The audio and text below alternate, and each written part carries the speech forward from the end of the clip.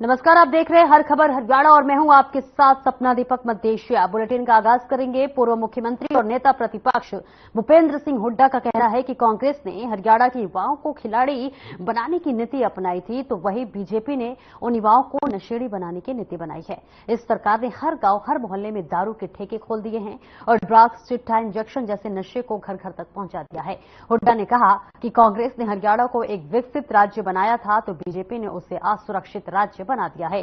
बेखौफ बदमाश सरेआम हत्या, लूट, डकैती, फिरौती की वारदातों को अंजाम देते हैं, जिससे आम आदमी और सामान्य कारोबारी का जीना मुहाल हो गया है। हुड्डा आज हिसार में धन्यवादी कार्यक्रम सम्मेलन को संबोधित करने पहुंचे थे और इस मौके पर हरियाणा कांग्रेस अध्यक्ष चौधरी उदय भान भी उनके साथ मौजूद थे। सम्मेलन में पहुंचने पर कार्यकर्ताओं ने दोनों नेताओं का शानदार स्वागत किया।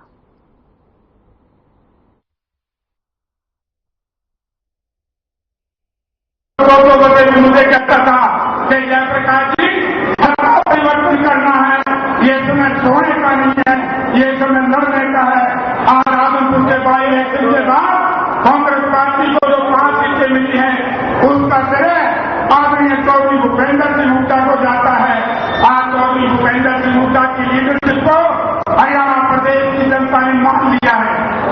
मैं तो आज मैं एक ही बात कहूंगा, भाई विधानसभा के चुनाव होने हैं, धन्यवाद करने आऊंगा गांव गांव में। आपने तो सारी राजनीति को तफसील कर बता दी। हमारे अध्यक्ष क्या था, आज हम कहाँ हैं। आज हमारे आने का मतलब सबसे पहले तो ये लोकसभा चुनाव हुआ था, इसमें जो हिसार पार्लियामेंट के लोगों ने आप सबके इंतजार करके भाई जयप्रकाश जी को भारी बहुमत से जो निकाल भेजा है, उसका धन्यवाद करना है। आपको बहुत बहुत शुक्रिया, धन्यवाद। बहुत ही बढ़िया इंतजार दिया है और उससे हमारा हौसला बहुत बड़ा है। कई घंटे से आप इंतजार कर रहे हैं। मैं धन्यवाद करना चाहूंगा सबसे पहले हिसार जिले के अपने सभी कार्यकर्ता साथियों का, जिस शिद्दत के साथ, जिस मजबूती के साथ, जिस बेहतरीन तरीके से आपने इलेक्शन का जो उत्कृष्ट नमूना, उत्कृष्ट रिजल्ट आपने अपने लोकसभा के लिए दिया, उसके लिए मैं आप सबका हरियाणा प्रदेश कांग्रेस कमेटी की तरफ से हार्दिक आपका स्वागत करता हूं और आपका बहुत बहुत अभिनंदन करता हूं। और एक बात और आपको बताना चाहता हूं, सोनीपत के भैरा बांकीपुर गांव में होने वाले मुख्यमंत्री नायब सिंह के कार्यक्रम की तैयारियों को लेकर बीजेपी प्रदेशाध्यक्ष और राय से विधायक मोहन लाल बड़ौली के भाई माईपाम कौशिक ने कार्यक्रम स्थल का दौरा किया। उन्होंने कार्यक्रम स्थल पर पहुंचकर सभी व्यवस्थाओं का निरीक्षण किया और इस दौरान उन्होंने कहा कि ये पहली बार है जब मुख्यमंत्री चौहान बेल्ट के गांव में इतनी बड़ी सौगात देने के लिए पहुंच रहे हैं। भैरा बांकीपुर गांव में स्थापित की गई महाराणा प्रताप की विशाल प्रतिमा क्षेत्र के लोगों में देशभक्ति का जज्बा पैदा करेगी।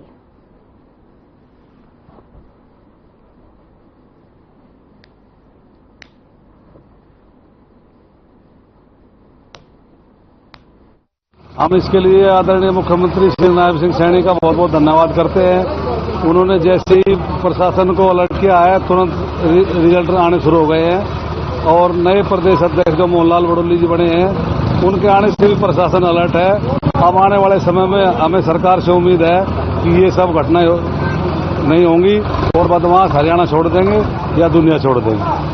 तो नायब सैनी ने भी कहा है, विपक्षी नेता कहीं न कहीं उस पर बरसते हुए नजर आ रहे। नायब सैनी के बाद कोई एक्शन हुआ है जी? सरकार का ये बड़ा सराहनीय कदम है, हम इससे काफी सहमत है। ये 3 कदम पहले भी बताई मैंने, ऊँट के मुंह में जीरा है। जब ये फिगर 300 में पहुंच जाएगी तब ये मान सरकार और पुलिस प्रशासन ने कोई स्टेप लिया है। जब भय मुक्त होंगे, बहन बेटियां जो है ना नकली कड़े, नकली चैन पैर के घूमना शुरू कर रखा है। यूपी की तरह रामराज ला दो, 3 सेकंड काउंटर करा दो मेन से। इब रात ने 11 बजे यूपी में लेडीज घूमना, 7 बजे ताले बंद हो जाएगा। ऐसे ही हरियाणा में भी जितनी बहन बेटियां सब ने इवनिंग वॉक, मॉर्निंग वॉक बंद कर रखी है। कदे चैन छंजा, कदे को हाथ काट ले जाए, कदे को आंगली काट ले जाए। 3 सेक करा दो, लाग लपट के आराम से जीवन व्यतीत होगा। 5 साल जो है ना हरियाणा की जनता नायब सैनी के नेतृत्व में आराम से, अमन और चैन से जिएगी। पूरे राजपूत समाज में उत्साह का माहौल है आप यहाँ देख रहे हैं पूरे गांव वासी इतनी धूप में यहाँ खड़े हैं और कल मुख्यमंत्री जी का बेसब्री से इंतजार कर रहे हैं। हरियाणा के यशस्वी मुख्यमंत्री नायब सिंह सैनी जी, हरियाणा के अध्यक्ष मोहन लाल बड़ोली जी और कौन कौन पहुंच रहे हैं? करणी सेना के अध्यक्ष शंभू जी और संजय सिंह जी, महिपाल डांडा जी, तमाम बड़े नेता, अनुराग ठाकुर जी और बहुत नेता, सभी कार्यकर्ता सोनीपत के बिल्कुल और पूरा राजपूत समाज मुख्यमंत्री जी के आगमन की तैयारी कर रहा है। हरियाणा के यशस्वी मुख्यमंत्री कल यहाँ पहुंच रहे हैं। इसके लिए क्षेत्र में बड़ा ही उत्साह है। महाराणा प्रताप की मूर्ति का अनावरण जो काफी समय से इंतजार में था वो अभी पूरा हो गया है। हमने फरवरी में मुख्यमंत्री जी को इसके लिए निमंत्रण दिया था, लेकिन चुनाव आचार संहिता की वजह से अब हमें समय मिल गया है। खादर बैठ में काफी उत्साह है, राजपूत समाज काफी उत्साहित है और मोहनलाल बड़ोली जी प्रदेश अध्यक्ष बने हैं, इसके लिए सारा समाज काफी उत्साहित है। कल आने वाले समय में उनका भारी जोश और उत्साह से सम्मान किया जाएगा।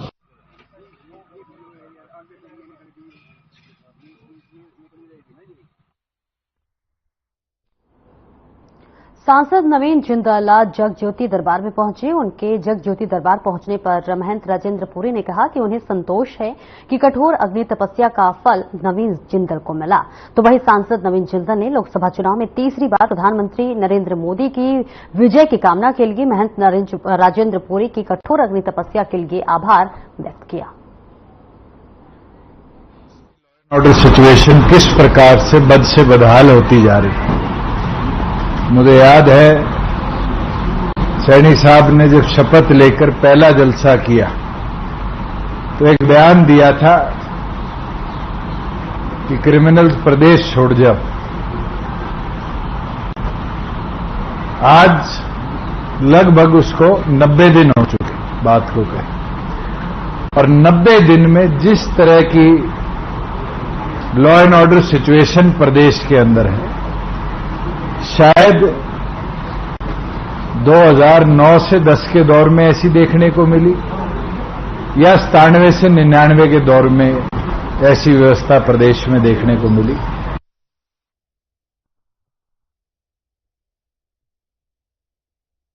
हांसी जिंद रोड पर गुजरबाड़ा गांव के पास सड़क दुर्घटना में 3 दोस्तों की दर्दनाक मौत हो गई।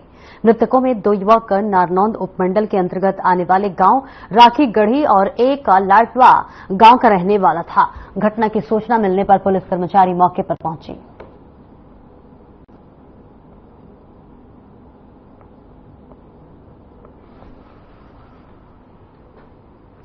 ओढ़ा के जवाहर नवोदय विद्यालय में आग लग गई, जिसके चलते कंप्यूटर एलसीडी प्रिंटर में बच्चों की ओर से तैयार किए गए रिकॉर्ड जलकर राख हो गया। आग लगने का कारण शॉर्ट सर्किट बताया जा रहा है। घटना की जानकारी मिलने पर पहुंची फायर ब्रिगेड की गाड़ियों ने कड़ी मशक्कत के बाद आग पर काबू पाया है।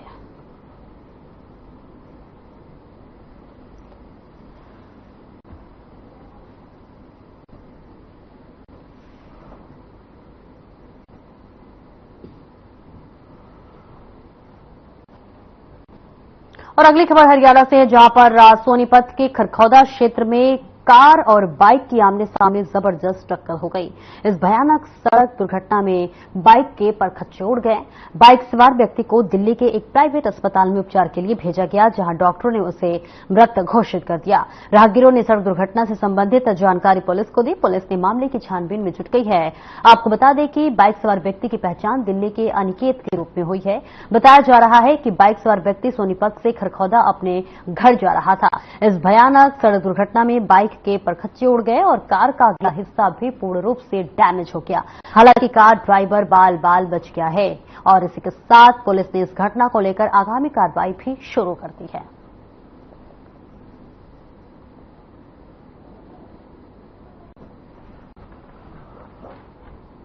घरौंडा में केंद्रीय ऊर्जा मंत्री मनोहर लाल ने जनसंवाद कार्यक्रम किया, जिसमें सैकड़ों लोगों ने मनोहर लाल के सामने अपनी समस्याएं रखी, जिसमें अलग अलग विभाग से संबंधित अधिकारी भी मौजूद थे।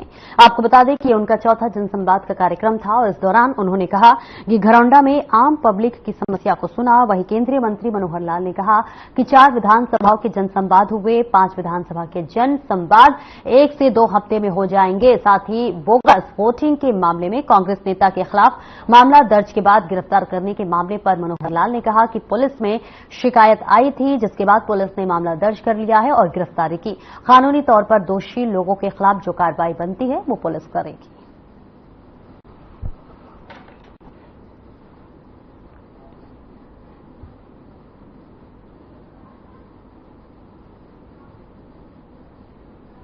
जनसंवाद के कार्यक्रम चल रहे हैं। लोकसभा चुनाव के बाद इंतजार है कि सभी विधानसभा क्षेत्रों में जनता से मिलना, कार्यकर्ताओं से मिलना और सबका धन्यवाद करना, इस कार्यक्रम के अंतर्गत आज ये 4थी विधानसभा हो गई है।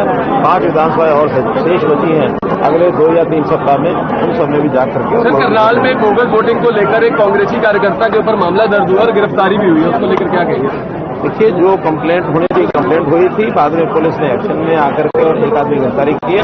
बाकी काम कानून अनुसार पुलिस का बनता है। पुलिस निश्चित रूप से दोषी लोगों के खिलाफ कार्रवाई करे। बड़ी कार्रवाई हुई है सर। मैं पुलिस की सराहना करता हूं कि इस प्रकार के अपराध करने वाले जो लोग हैं और खास करके जो बड़े बड़े गैंग हैं।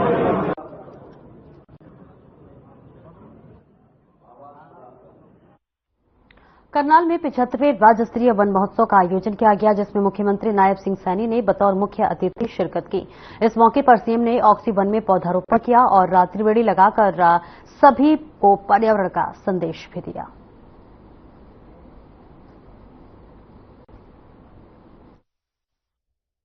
आज जो 2 बड़ी परियोजनाओं का हमने आज शुभारंभ किया है, एक बड़ी योजना है कि लगभग 50,000 के करीब वन मित्र जो पौधा लगाएंगे, अपने आप खड्डा खोद करके उसका संरक्षण करेंगे। हर पौधे पर वन मित्र को 20 रुपया सरकार की तरफ से दिया जाएगा। इसी प्रकार से एक दूसरी बड़ी योजना जो 5 जून को आदरणीय नरेंद्र मोदी जी ने जिसका शुभारंभ किया था, एक पेड़ मां के नाम, हरियाणा में आज हमने उसका भी शुभारंभ किया है। जो भी व्यक्ति अपने आप जो भी पौधा लगाएगा, पौधा लगा करके उसका संरक्षण हमारे जो वन मित्र हैं उसके हैंड ओवर करेगा, वो उसका संरक्षण करेगा। प्रति पौधा उसको भी 10 रुपया देने का काम ये हमारी सरकार करेगी। और आज मेरे लिए बड़े गर्व की बात है कि 2021 में जब कोरोना का संकट पूरे विश्व के ऊपर था, ऑक्सीजन की बड़ी कमी आई थी, आदरणीय मनोहर लाल जी ने तब ये निर्णय किया था कि हरियाणा के अंदर हम ऑक्सीवन वो लगाएंगे। ये 2021 में करनाल में इस ऑक्सीवन का शिलान्यास मनोहर लाल जी ने किया था। आज मेरा सौभाग्य कि आज उसका उद्घाटन करने का भी अवसर मिला है। आज हरियाणा इस कार्यक्रम में, राज्य स्तरीय वन महोत्सव के कार्यक्रम में मेरे लिए बड़ी खुशी की बात है कि 20,000 लोगों ने, जिसके अंदर हमारे धार्मिक संस्थाएं भी थी, हमारे एनजीओज भी थे, हमारे स्कूल के बच्चे भी थे, हमारे एनसीसी के कैडर के युवा साथी भी थे, जिसमें हमारे जो धार्मिक संस्थाओं के लोग भी थे, उन सब ने आज करनाल में एक समय के अंदर 20,000 पौधे वो लगाए हैं। मैं उन और लगातार मैं ये अपील भी करूंगा सभी हरियाणा वासियों से कि हमें इस वर्षा ऋतु के अंदर जब इसका आगमन होता है, ये पौधा लगाने का एक अच्छा अवसर होता है।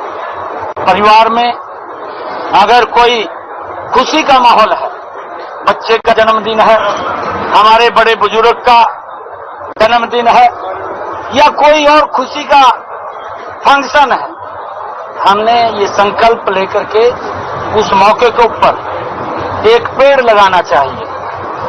2014 से आज 2024 लगभग हरियाणा प्रदेश के अंदर हमारी सरकार ने 18 करोड़ पौधे लगाने का काम किया है और अब की बार भी 1 करोड़ पौधे लगाने का ये संकल्प लिया है।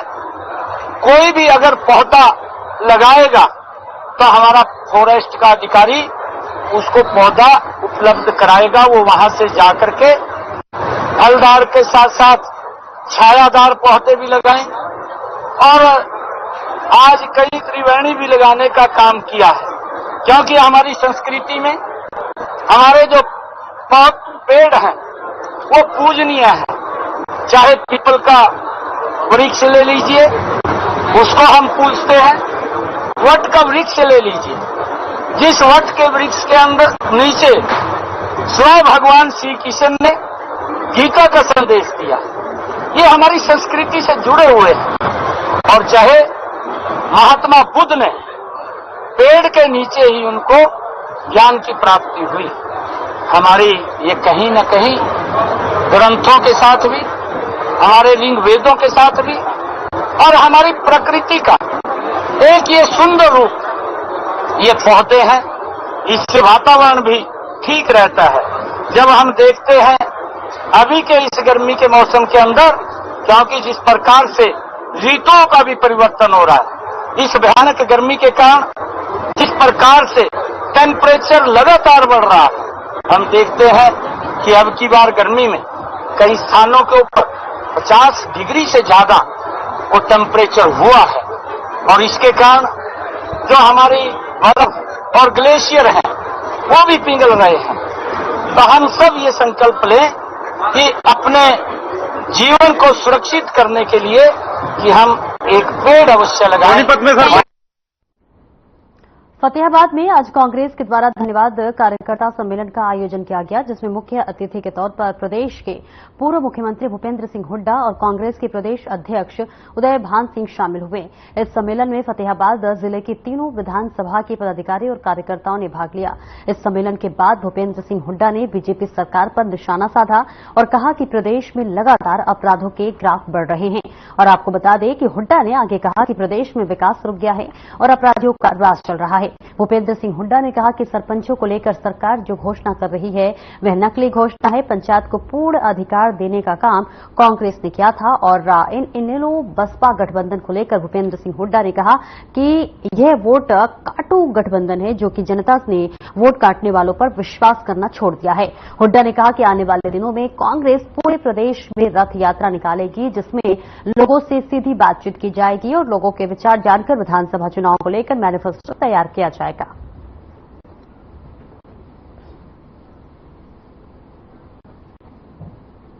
तो देखिए, चुनाव की लगातार तैयारियों में सभी पार्टी जुट गई है। और बात कर ले बीजेपी की, तो देखिए लगातार बीजेपी जैसे बीते दिनों 2400 करोड़ रुपए की सौगात दी गई। और इसी के साथ साथ आपको बताते चले कि लगातार बीजेपी पार्टी जो है जोरों शोरों से चुनाव की तैयारी कर रही है। महज 3 महीने का वक्त बचा हुआ है। ऐसे में तमाम पार्टी एक दूसरे पर आरोप प्रत्यारोप भी लगा रही है। और इस बीच आपको बता दें कि कार्यकर्ता सम्मेलन का देखिए आयोजन किया गया और इसके बाद से आपको बता दें कि भूपेंद्र सिंह हुड्डा यानी पूर्व मुख्यमंत्री भूपेंद्र सिंह हुड्डा के द्वारा बीजेपी पर तंज कसा गया है।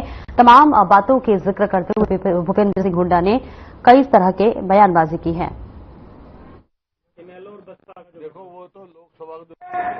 देखो वो तो लोकसभा का जो चुनाव हुआ है उससे साफ इच्छा जाहिर लोगों ने कर दी कि मुकाबला कांग्रेस और बीजेपी का है, वोट काटों का कोई स्थान नहीं है। देख लो आप लोकसभा के नतीजे देख लो।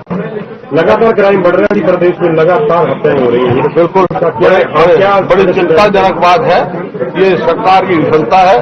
और मैंने इसे कहा पहले 2004 में भी ऐसी परिस्थिति थी हरियाणा में, लेकिन 2005 में कांग्रेस की सरकार बनने के बाद जब जो है अपराधी भाग गए थे और विकास हुआ था हरियाणा का। अब विकास भी ठप है और अपराधी और राजा ऐसा प्रतीत होता है। न्याय में सरकार ही नहीं है। सैनी साहब को थोड़ी सलाह दे दीजिए, सैनी साहब को थोड़ी सलाह दीजिए जी, नायब सैनी जी को थोड़ी सलाह दे दीजिए। क्या बताऊँ आपके कार्यकाल में जो आपने किया था, जो आपने किया था, वो तो बात सुनो, जब भी विफल सरकार होती है उसको साथ देना ना देना कोई मायने नहीं रखता। बहादुरगढ़ एंटी नारकोटिक्स सेल को बड़ी कामयाबी मिली है। 2 लग्जरी गाड़ियों से 176 किलोग्राम नशीला पदार्थ गांजा बरामद किया गया है। गांजे की कीमत करीब 25 लाख रुपए बताई जा रही है। वहीं 3 आरोपियों को भी गिरफ्तार किया गया है। आपको बता दें, आईपीएस शुभम सिंह ने बताया कि डाबोदा गांव के पास से गुजर रहे KMP एक्सप्रेसवे पर नाकेबंदी कर दी गई है और जैसे ही आरोपी गाड़ियां लेकर वहां से गुजर रहे थे तभी पुलिस ने दोनों गाड़ियों को रुकवा दिया और 2 आरोपियों को गिरफ्तार किया गया है। वहीं 2 आरोपी अभी भी मौके से फरार बताए जा रहे हैं।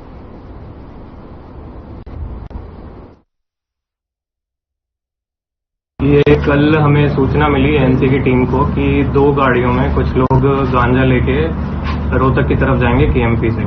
तो उसमें कार्रवाई करते हुए एएनसी की टीम ने नाकाबंदी करी और वहां पे गाड़ियों को रोका गया। तो 2 गाड़ियां ये जो थी, इन्हें काबू करा गया। इसमें 4 लोग थे टोटल। 2 लोगों को मौके पर अरेस्ट करा गया और 2 लोग भाग निकले वहां से। तो इसमें हमें टोटल जो रिकवरी हुई है वो 176 किलो गांजा इन गाड़ियों से रिकवर हुआ है। दोनों गाड़ियों में एक से कुछ 112 किलो है, एक गाड़ी में 64 किलो माल था। ये साथ में ही थे। तो इसके बाद इसे कब्जा काबू करके 2 लोगों को तो तुरंत मौके पर अरेस्ट करा गया। उसके बाद आज सुबह इनमें से जो एक बंदा भाग गया था उसे भी आज